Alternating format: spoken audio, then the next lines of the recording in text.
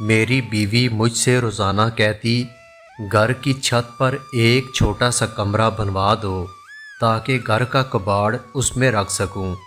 میں نے ایک دن گھر کی چھت پر سٹور تیار کروا دیا۔ میں جب بھی گھر واپس آتا تو میری بیوی اس کمرے سے نکلتے ہی دروازے کو فوراً تالا لگا دیتی۔ مجھے اپنی بیوی پر شک ہونے لگا کہ دال میں ضرور کچھ کالا تھا۔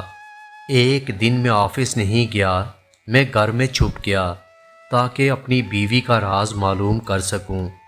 اس دن میں نے دیکھا کہ جیسے ہی میری بیوی اس کمرے میں گئی تو کمرے کے اندر سے عجیب سسکیوں کی آواز آنے لگی۔ میں نے دروازہ کھولا تو سامنے دیکھا میری بیوی۔ میں دکان سے گھر واپس آیا تھا اور میری بیوی غصے میں تھی۔ مجھے دیکھتے ہی ناراض ہو کر کہنے لگی، میں آپ سے کب سے کہہ رہی ہوں کہ ایک سٹور چھت پر بنوا دیں، دیکھو تو کتنی پریشانی ہو رہی ہے۔ اتنا چھوٹا سا کمرہ ہے، اس میں اتنا سامان ہے۔ مجھے پتہ ہے کہ آپ اوپر کمرہ نہیں بنوا سکتے، لیکن چھوٹا سا سٹور تو بنوا سکتے ہو جس کی چھت بھی عارضی ہو اور ہمارا کام بھی نکل جائے۔ یہ چھوٹا سا کمرہ ہے اور ہمارا سامان اتنا زیادہ ہے، دیکھو تو کتنی تکلیف ہو رہی ہے۔ میرا پاؤں بیڈ سے ٹکرا گیا اور چھوٹی انگلی پر چوٹ لگ گئی ہے۔ اس نے اپنا پاؤں میرے آگے کیا۔ اس کا پاؤں سرخ ہو رہا تھا اور میں شرمندہ ہو رہا تھا۔ میں چاہتا تھا کہ اوپر ایک چھوٹا سا سٹور بن جائے تاکہ کمرے کا تھوڑا سامان کم ہو، لیکن میرے پاس پیسے نہیں تھے۔ میں کیا کرتا؟ میں نے ٹھنڈی آہ بھری اور صوفے پر بیٹھ گیا۔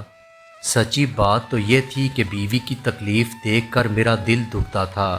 وہ سارا دن اس چھوٹے سے گھر میں محنت کرتی تھی، اوپر سے بکھرا ہوا سامان اس کے غصے میں اضافہ کرتا تھا۔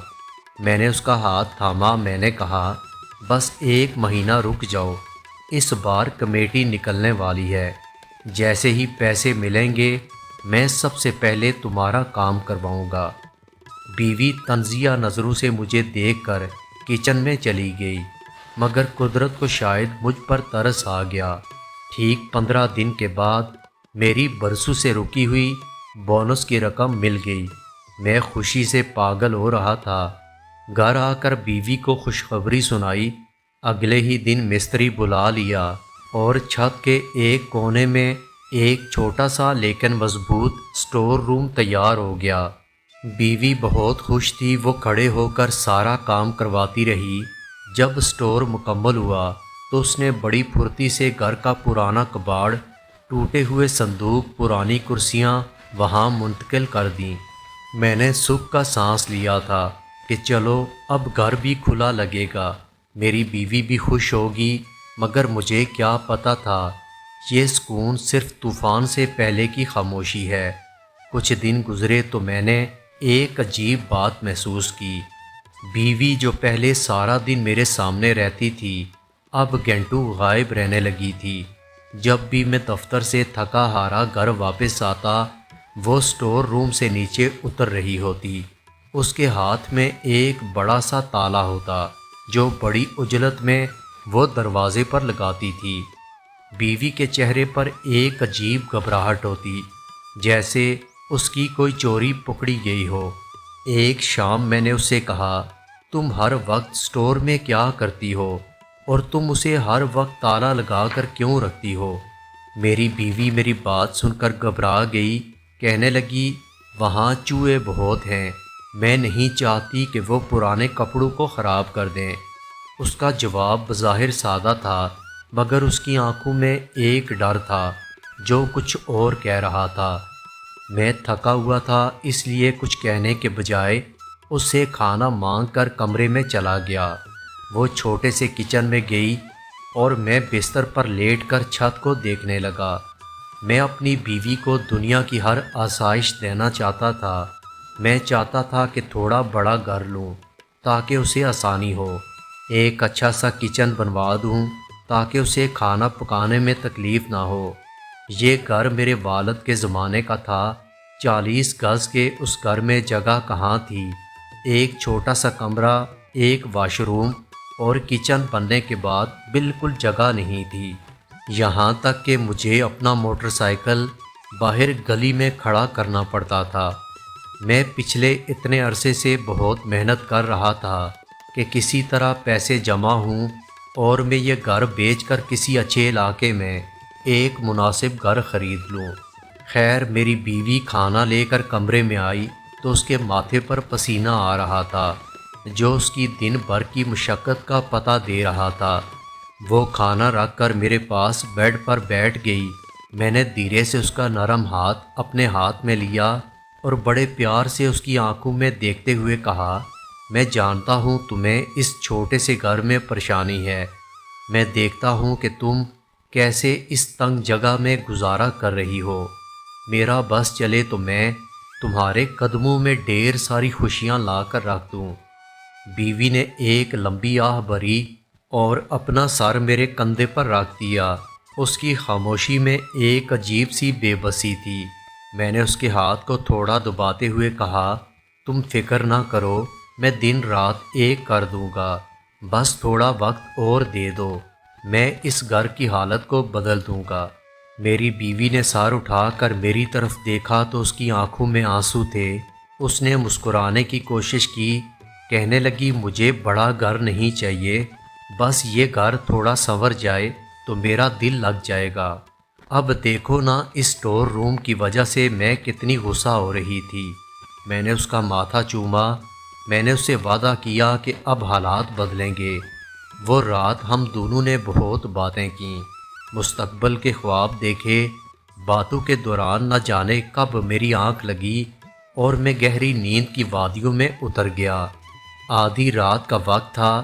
جب میری آنکھ کھلی تو میں نے برابر میں ہاتھ مارا، مگر بیوی بستر پر موجود نہیں تھی۔ پہلے تو میں نے سوچا کہ شاید وہ واش روم گئی ہے۔ میں وہاں لیٹا رہا اور اس کی واپسی کا انتظار کرتا رہا۔ کافی دیر گزر گئی لیکن وہ واپس نہیں آئی۔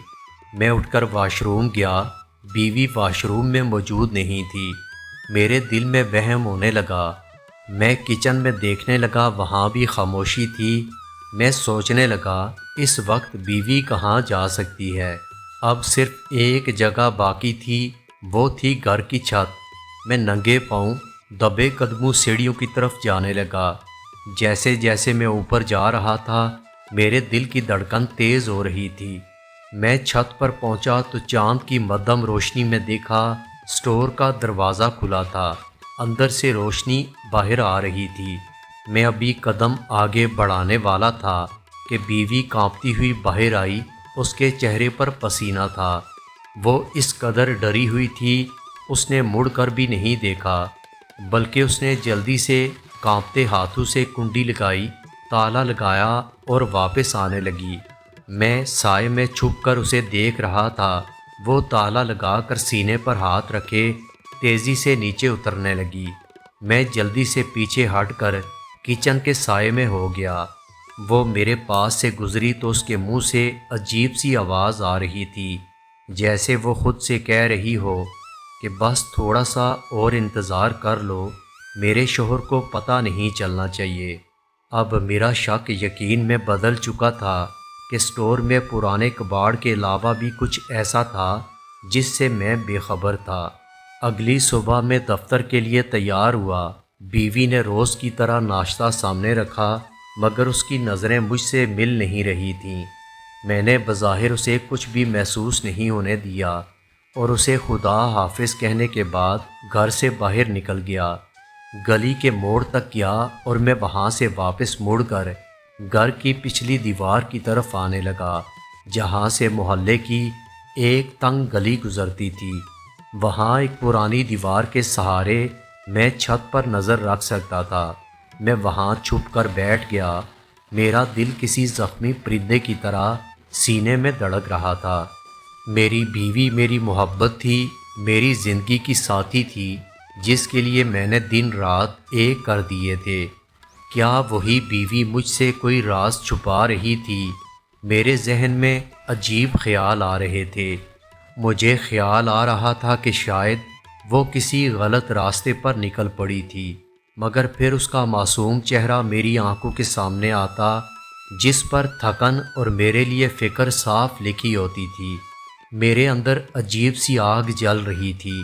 اچانک مجھے چھت پر آہٹ سنائی دی۔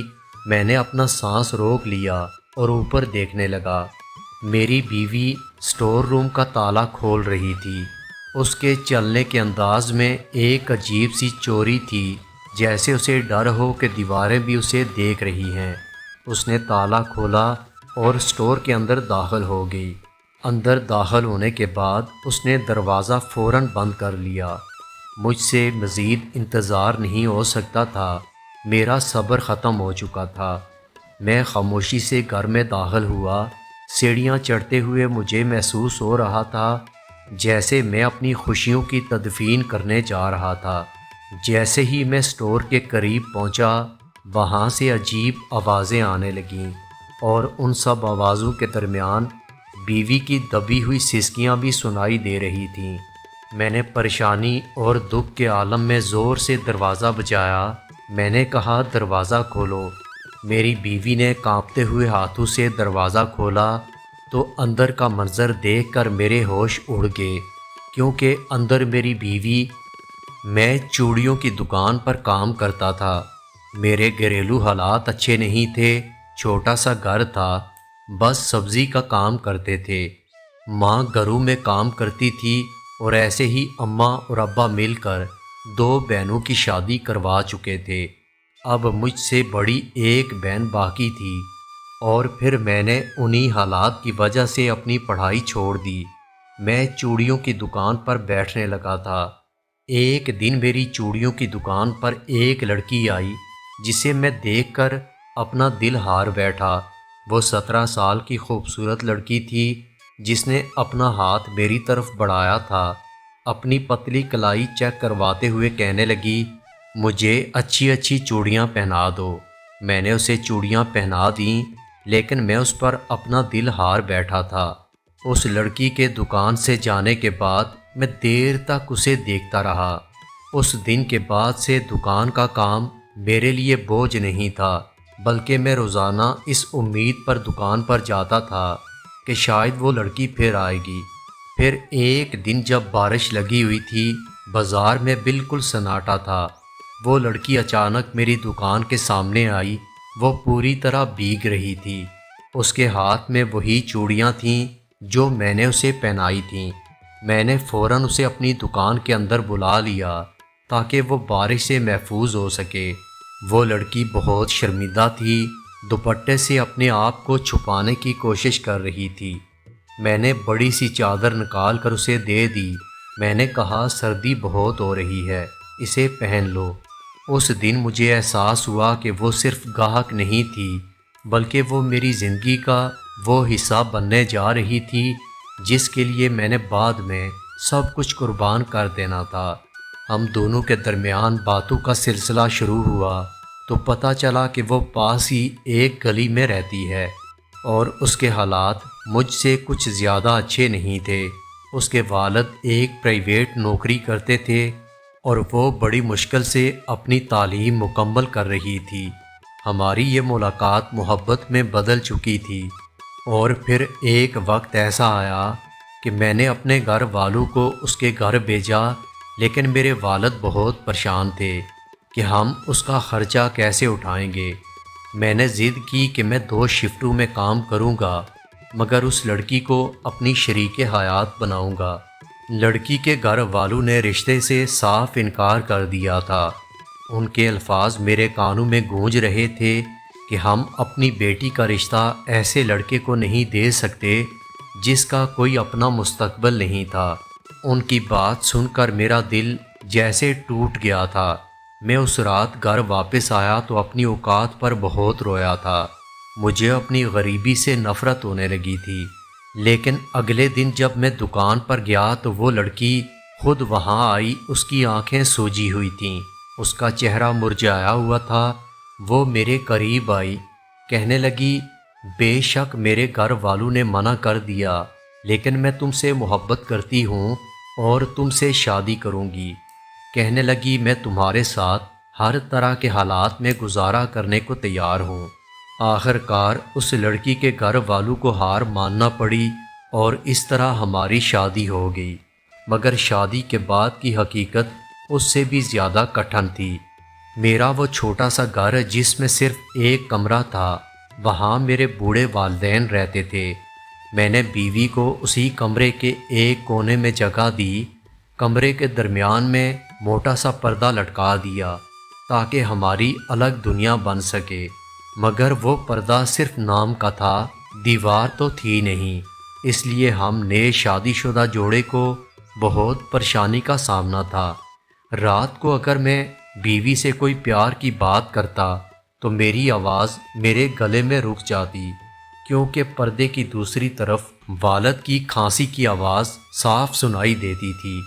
ہم دونوں لیٹے رہتے اور دیوار کو دیکھتے رہتے۔ انہی باتوں نے میری بیوی کو حساس بنا دیا تھا، لیکن پھر زندگی نے اچانک ایک نیا موڑ لیا۔ ایک رات خاموشی سے میرے والد، جو کہ کافی عرصے سے بیمار تھے، ہمیں چھوڑ کر اس دنیا سے چلے گئے، مگر مرنے سے پہلے میرے والد نے اپنی ساری ذمہ داری پوری کر دی۔ میری چھوٹی بہن کو میرے چچا زاد بھائی کے ساتھ رخصت کر دیا تھا۔ اب گھر میں صرف میں، میری بیوی اور میری بوڑھی ماں رہتے تھے۔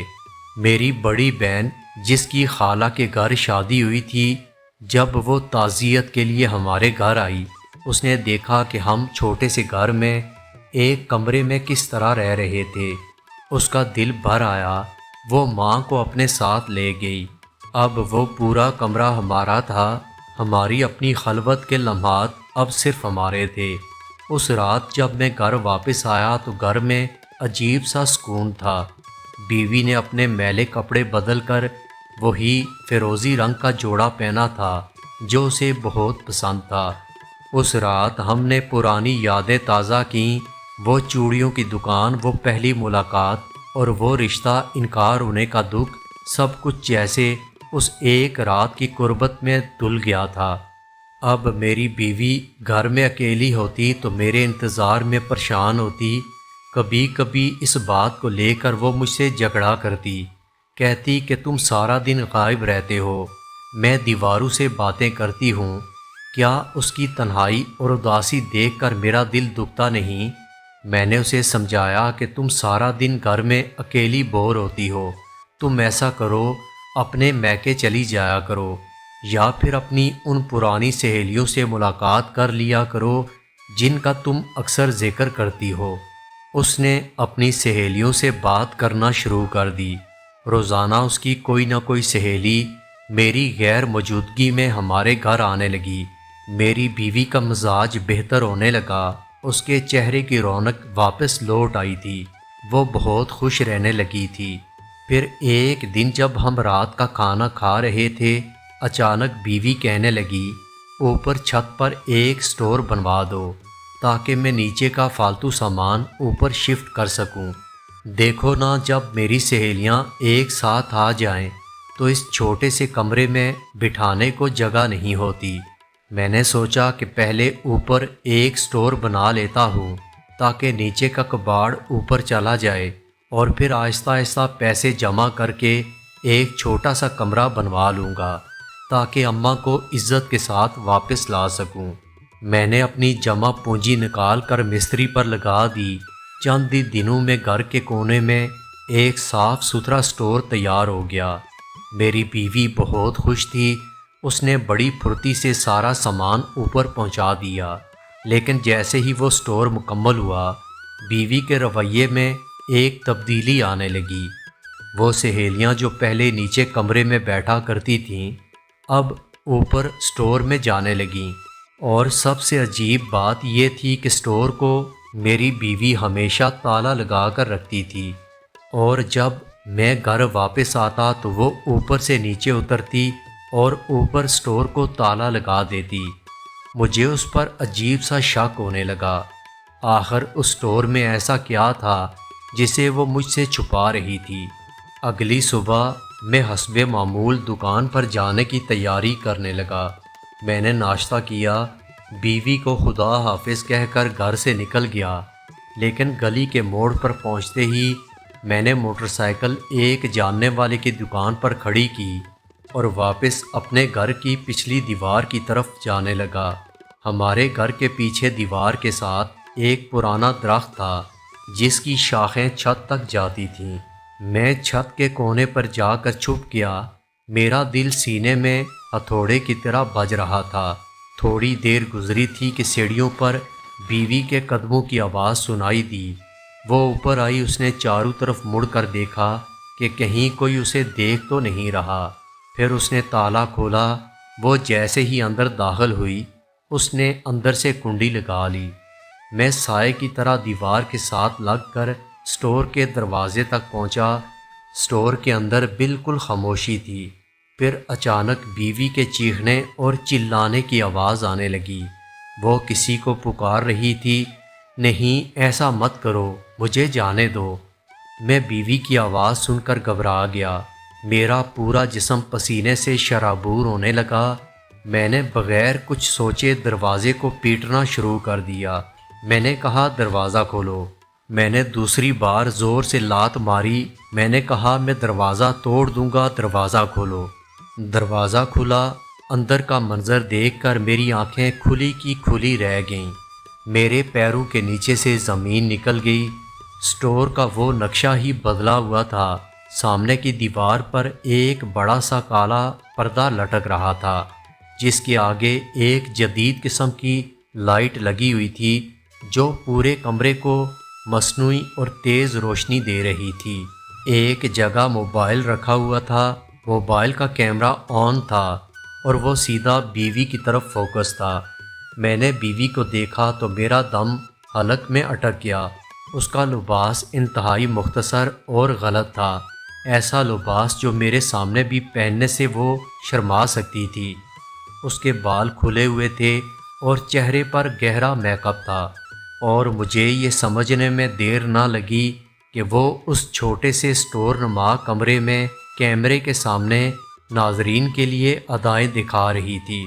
اس کے منہ سے عجیب و غریب آوازیں نکل رہی تھیں۔ میرے اندر داخل ہوتے ہی وہ گھبرا گئی۔